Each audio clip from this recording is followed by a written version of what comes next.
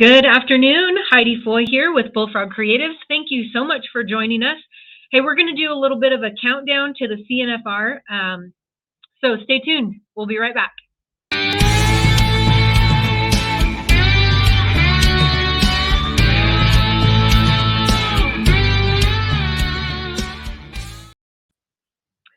All right. Again, my name is Heidi Foy with Bullfrog Creatives, and joining me today is Mr. Del Nose, who is the rodeo coach at Northwest College in the Big Sky region. So when did you guys wrap up your season? The Big Well, Sky region? it was the 5th and 6th of May. We had a cancellation because of the weather, and we had to move it back a week. So we just got done here not too long ago. But Okay, so you guys have been good to go, done, just kind of literally now counting down the days. right, absolutely, getting all the applications in, make sure we got all the reservations right and stuff like that. All right, so let's talk about that. That's not something that we really often hear about as college rodeo fans, but if you're in the middle of the college rodeo, you understand what has to be done between now and the college finals. I mean, I know that student athletes have to maintain eligibility, so maybe talk about some things behind the scenes that we wouldn't see just attending the rodeo. Well, the first and the most important thing is get your rooms early.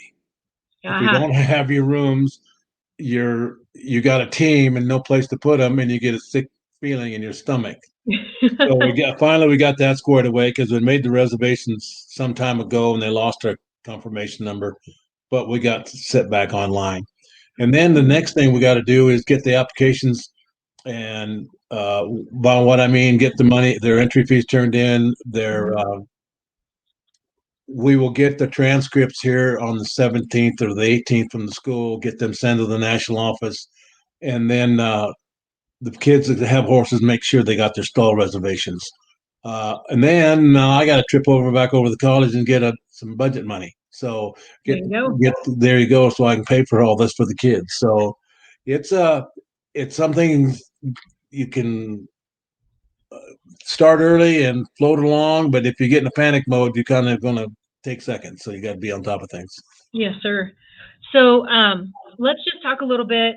Our plan was to have the faculty director and the student director, but that did not work. So student director starts her job today. As we all know, summer jobs are real and very important, so they can keep on going. So she's not able to join us, but talk to me a little bit about faculty director job duties, and then even maybe touch base on a little bit on the student director as well. I've been in the faculty director for about 20 some seasons, and it's kind of old hat for me because I do it all the time and I just do it. But first of all, at the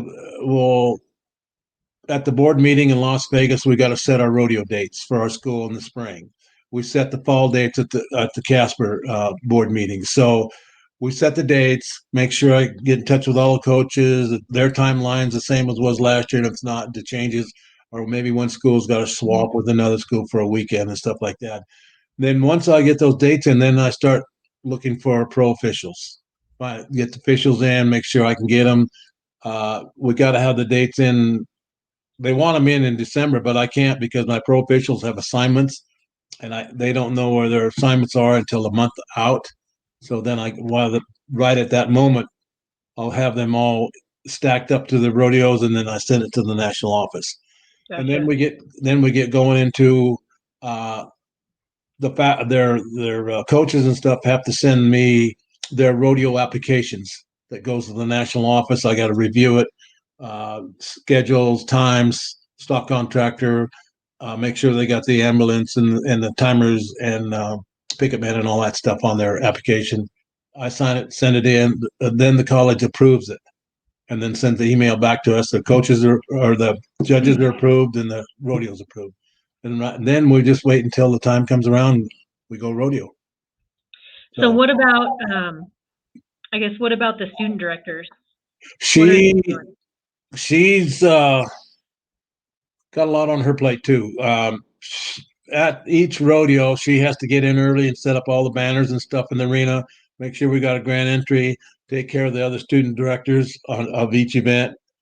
If there's an issue, she has to cover it up. Then they have to come to me. If we got to go to judge, we'll go to a judge. But there's a little step up the ladder wherever you go until you get your answer. Most of the time, the kids don't like it anyway. But then after the rodeo, so they'll take things down, and then we Cassidy stepped up to the plate this year and went and got a horse trailer for us. We auctioned it off. It was a platinum coach, and it was amazing. They really worked with her on the price and with the region, and everybody in the region sold tickets on it, and we ended up being somewhere around, I don't know for sure, 60 to 70,000 on it. And Oh, so nice, for the region. for the region, and that was above and beyond what she had to do. Yeah. But our region's in pretty good financial shape, so kids didn't have to buy buckles, they didn't have to buy saddles. All that money come out of it. We pay our judges out of our region money an extra $200 a perp to come to our rodeos, so they can, when they come here, they get 400 a perp and $1 run, and they get rooms. So they Nice. want to come to our region, and that's how we get good judges. We're really happy with them. So Very cool. but between her and I felt that the region ran really well. We had a few hiccups on the weather, and it couldn't. That's Mother Nature for you. Yeah, for sure. It's things that are completely out of your control. Yeah, yeah. All the stock contractors and everything up here are really great to work with. The schools were great. All the coaches really stepped the game up, and it was really a kind of a well-oiled machine. Perfect. So, yeah. Well, so let's, before we do move on, did you guys I did notice that the Cowboy Channel televised a couple of college rodeos, a few college rodeos. Did you guys have any televised rodeos this year? Yes, we had Miles City and Missoula, and I don't think they got into Bozeman. And then we went to Missoula. So how does that change it? Or did it? It was a great added value, actually. I was sitting around the weekend that we lost our rodeo in Miles City, and I watched the U of M rodeo on Cowboy Channel. I got, wow, that's great. This is great. I never saw their competition. When I was going to school in Powell, we rodeoed in the Central Rocky, but I hadn't seen it since then. And it was kind of cool to watch. They did a great job. They kept things moving, and it was pretty impressive. Well, and I think that's the good thing too, is that when you're in one region, you don't really get an opportunity to see any other competition until you get to Casper. Yeah, exactly. So, if you're asking questions like, well, are we going to be competitive? Is the Big Sky region going to be able to, are we going to hold our own once we get to the national rodeo? Yeah. The College Channel kind of opens that up and lets you kind of scope out the competition. Yeah. Take a look and seeing a gander and think, whoa, that kid's pretty handy, or well, okay, we're going to be competitive. And we were competitive with the girls' events because the girls won the nation last year. Yep, that's right. And then a couple years ago, the boys from Bozeman won the nation. So we are competitive. I feel our region is very strong. I think everybody is struggling on the rough stock side, but that's just nature of the beast. We're having a hard time recruiting them because the kids are just not there. So, yeah. And you got 7 schools in the state of Wyoming trying to compete for the kids coming out of high school. Who's got the deepest pockets gets the mostest. So. Yep, that's true. That's true. Yeah. And something I've noticed too, everybody's region's the toughest and the best. Yeah. Oh yeah. It just depends on where you rodeoed, right? Yeah, right. I'll end my region up. I'm proud of those guys and those kids and the other schools. And being a faculty director, it's my job to make sure that everybody gets competitive opportunity. So I know the kids and I know what they're doing, and I know that they got the competitive. And we've got one guy here that's Caleb Berquist from the Big Sky region all around. He is going to be tough. It's going to be tough down there. So let's talk about that a little bit. I'm going to try to use our technology to benefit us. We'll see how that works. I can see it. All right, perfect.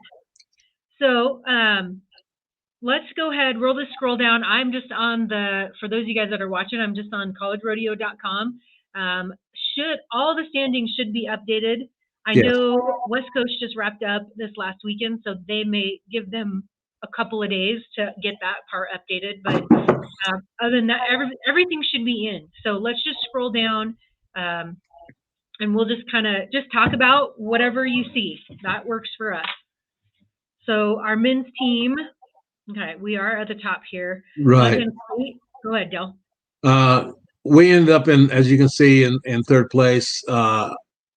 At the first of the start of the season in the fall, coming into the fall season and into the end of it, we didn't have a very good performances. It was very challenging and trying for me to keep them going and getting the freshmen on the same mode and same page up to the college ranks. And then we got into the spring season and we really blossomed.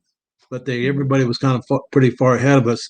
But we were fourth when we went into the spring. We ended up third. There at one time, there was 3 rodeos within 300 points of each other from this breakout right here. And we managed to get ahead of Miles City. But Dillon and 2 4-year schools are ahead of us. So that's not too bad, I don't think, for a junior college. No, and let's talk about that because I know we probably have some college rodeo fans or some rodeo fans that may not understand. College rodeo is different than any other college sport. There's no divisions based on the size of the school. Junior colleges don't compete against, only junior colleges. So you've got Northwest College, which is a 2-year community college, competing against the 4-year colleges. And I never really thought that made much of a difference. But if you've got a sophomore, a junior or senior competing against a freshman, there's a learning curve there. There's just a little bit of a learning curve in how to manage school and college rodeo, and how many of those kids also have jobs. So there is a little bit different learning curve. And so, yeah, I would agree that Northwest College performs well regularly against 4-year colleges. And that's not just the alumni in me talking either. No, the deal is we've had some great teams and we've done really well. But now getting back to the base of the deal is just finding the kids to recruit to keep that momentum, and it's getting tough, and we're getting the diamonds in the rough, and what I do then is I bring in rodeo clinics and stuff to get them kids that I don't see everything. I don't work every event, so it really helps. And when we got done with our clinics and going into the first spring rodeo, we won Bozeman, the first rodeo, and we won second in the second rodeo at Bozeman. So I thought, wow, we're off and running. And then we got up to Great Falls at University of Providence rodeo, and things did not go well for us. And that's the rodeo that really kind of put the brakes on for us. So, but the next 2 rodeos, we finally climbed ahead of Miles City. They were ahead of us, and so we were happy with that. And we ended up sending 4 kids to CNFR. Perfect. Yeah. So let's do an overview for the Big Sky. In the men's team, we're sending MSU and University of Montana Western in the top 2 positions. Right. For women's team, again, Montana State University and MSU Northern. Yes. Doug Kallenberger up there had put a really strong set of girls together. Great kids. Cassidy's from there. She did well. They beat Montana State a couple times, and that was a feather in their hat because usually you don't beat them girls up there at Montana State. Yeah. There's so many of them, and they're all good, and they're all mounted. And so as you drop down to 6th place, you can see where we didn't do so well. But like you said, getting back to that freshman, sophomore year, coming out of high school as a whole, the cream rises to the top. Yeah. And these girls, our girls, are just like I said, diamonds in the rough. Now they're coming back. I hope to do better with them. So. Yep. Yeah. So on to the men's all around. You already mentioned Caleb. Yeah. We saw him at the college finals last year. Yes, and he was tough. He was tough here. He's a competitor, and what a gentleman. And helping the other kids and stuff, and we really enjoyed him. As I don't look him at because he's from Bozeman that I can't deal with him. No, he's a great kid. He helps everybody, and he's very talented.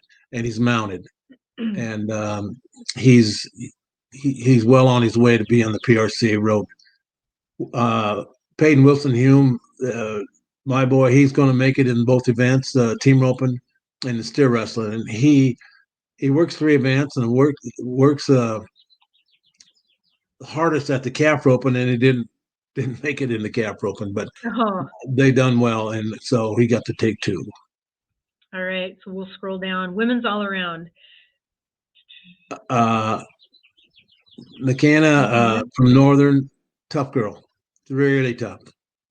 Breakaway rope and go time, barrel racing, and I was very surprised because I thought that the Rasmussen girls would be up a little further up the ladder than they were because they win the team deal, but the little gal from Northern kind of put it in overdrive and away she went. So I was pretty excited. Explain to us a little bit when these student athletes win first or second in the all around or first in the all around. I'm not sure how it works out. First and second. Do they get to pick up?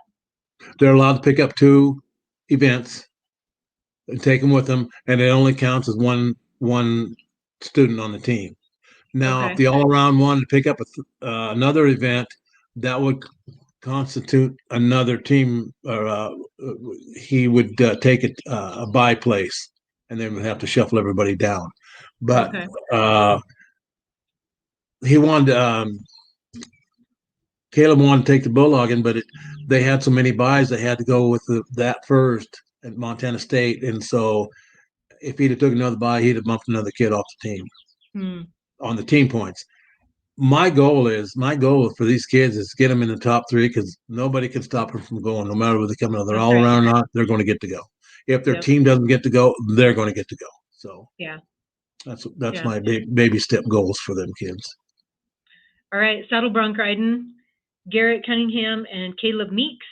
Yeah, both pretty consistent.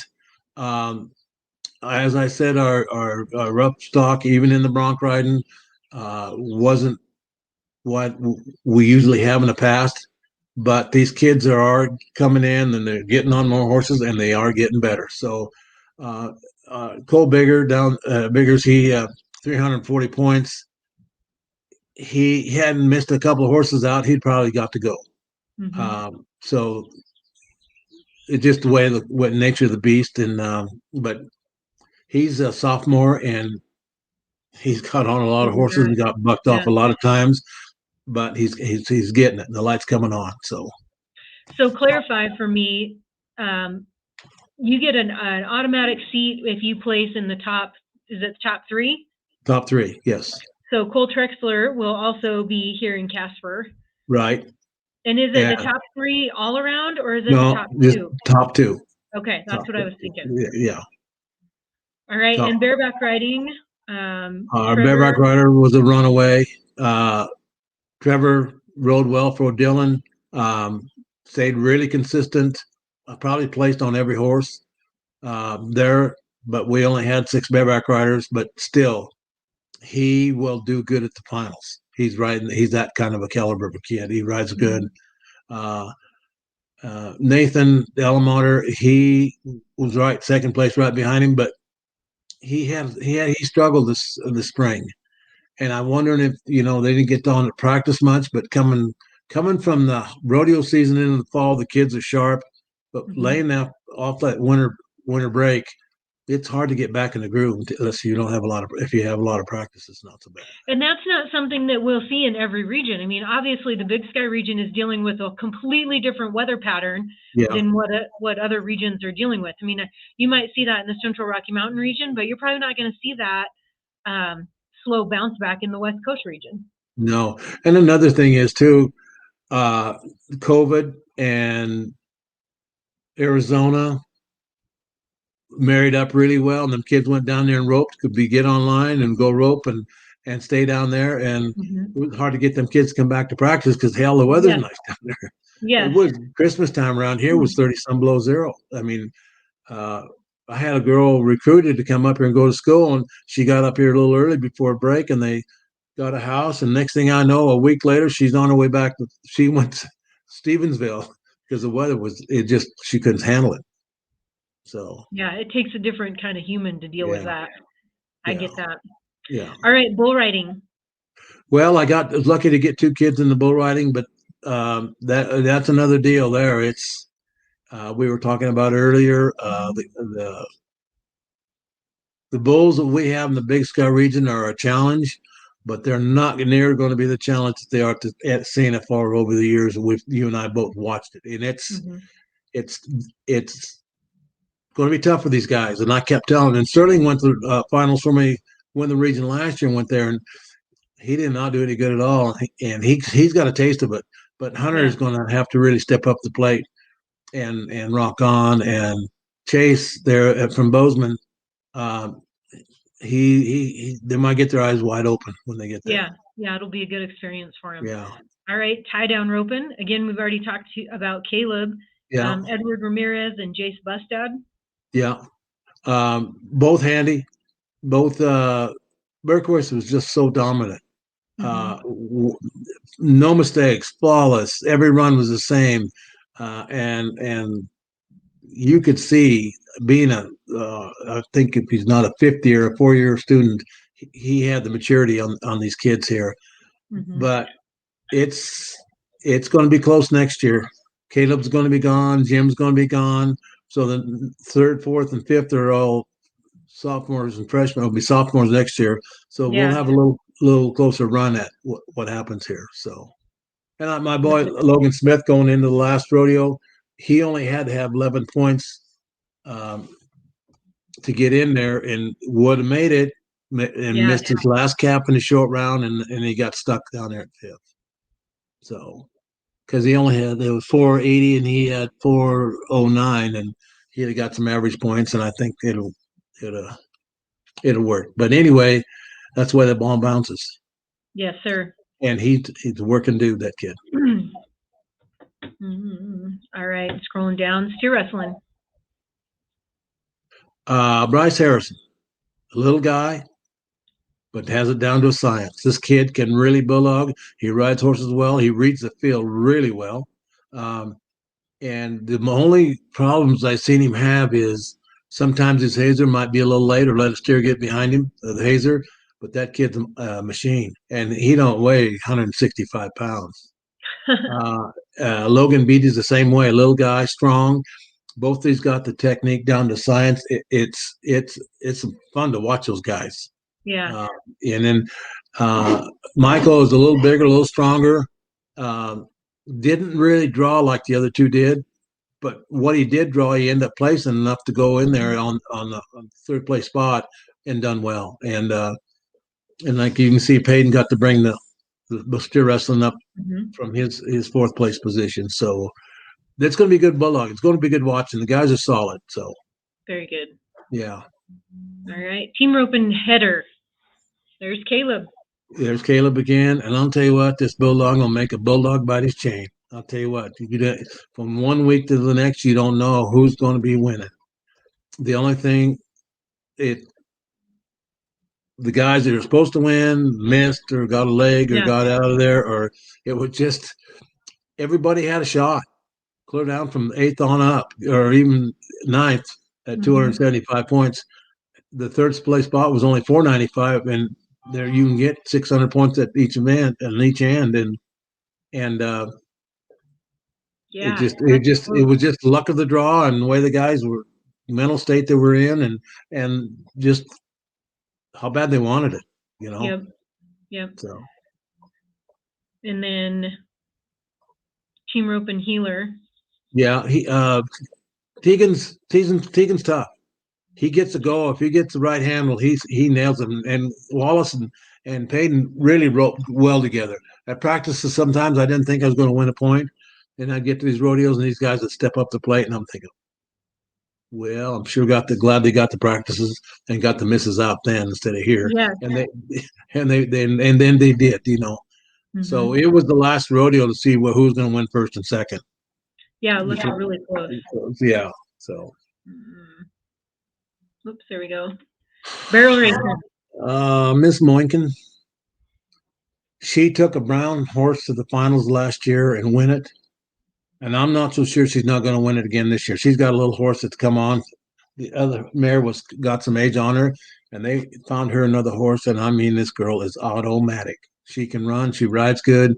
Horse runs her little tummy out. I tell you what, she just hunts the barrels, and she can fly. And I think Very cool. she is going to make a statement there, barring any barrel knockover or anything. You know how that goes, but still, Yep, yep. very tough. All three of them girls are tough. Um, the gal from University of Montana, uh,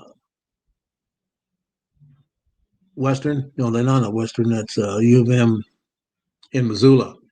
Ashland. She's going to be tough too. She was right on her buns at Taylor's or Lincoln's right behind her, and she kept pushing her and pushing her and pushing her, and it come down to the last rodeo too. But they both will be pretty effective there, the finals. All right. And breakaway roping. Look at the numbers. This little gal from northern Montana. She roped the heck out of everything. Everybody. Consistent. That was her name of the game.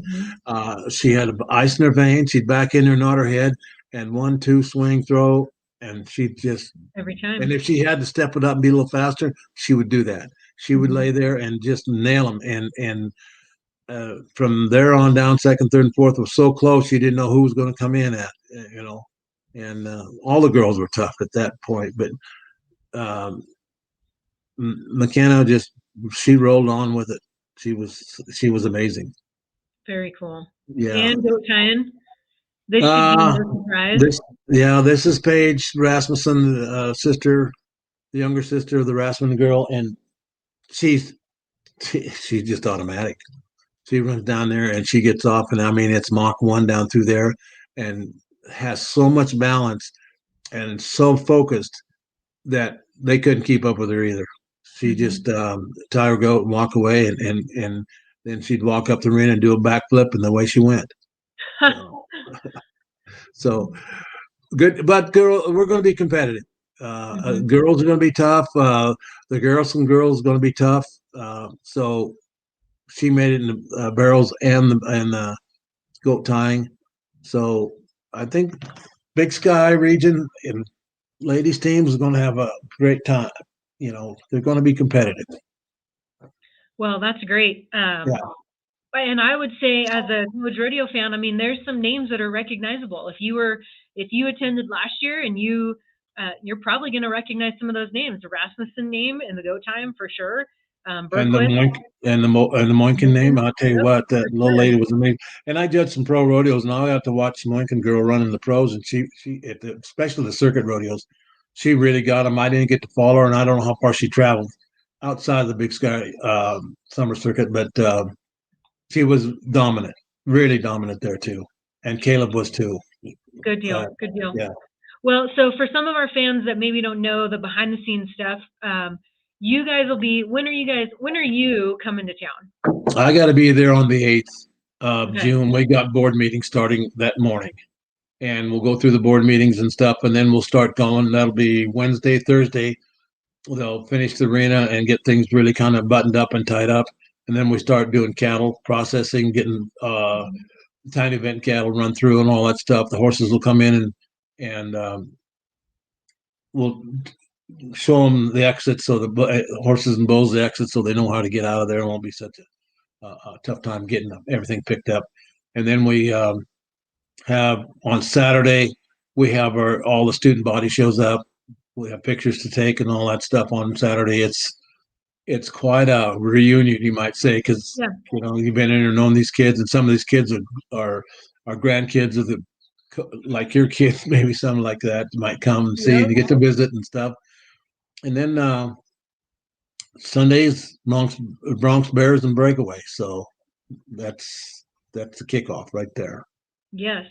So again, the college finals launch date, I guess students will check in on the 11th. The first performance that Dell's talking about, I suppose the matinee, that will be on the 12th. We will have Slack on Monday, Tuesday, the 13th and 14th, and then the first evening performance will be that Tuesday night. So if you guys still have not purchased your tickets, you can visit the Ford Wyoming Center Sinclair box office, 577-3030. That's area code 307-577-3030. Why I know that number, I do not know. I do not buy tickets to anything, so that's even stranger. But make sure you guys get your tickets. If you have not been to a college rodeo, this is definitely the best one to get to for sure. And one of the things that I would say the entire production staff prides themselves on is providing a good show and a quick show. So you're not sitting around waiting for the magic to happen. It unfolds in front of you very quickly, and it's a great rodeo. Last year, we sold out. We were sold out the last 3 performances. So you need to think about if you want to go and get your tickets, because it's a hot item, and the people are very excited about it. And I would say that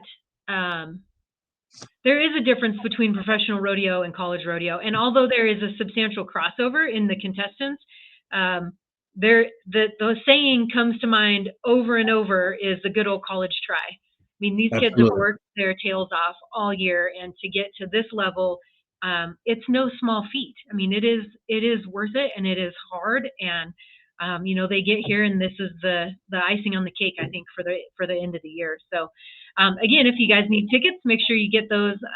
You can also visit our CNFR.com site, collegerodeo.com, CNFR website, collegerodeo.com website also, and get your tickets and don't miss us. So thank you so much, Del, for joining us today. Pleasure's mine, really. I enjoy it. We are going to be meeting with all of the regional. Hopefully I can get some student directors in here, but we will be meeting with them from now through the 8th, Monday, Wednesday, Friday at 2 p.m. Mountain Standard Time. I believe on Wednesday we have the Central Plains region. So tune in, tag your friends. If you guys have any questions, please feel free to comment and ask questions.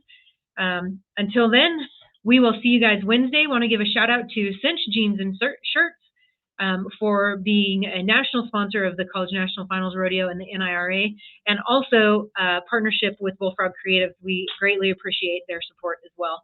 All right, you guys have a wonderful day, and we will catch you on Wednesday. Perfection almost looks easy.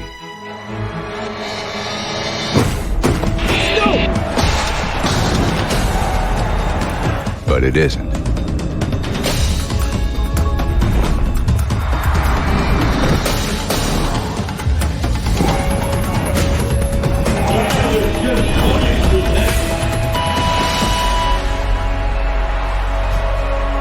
Here's to those who go the distance.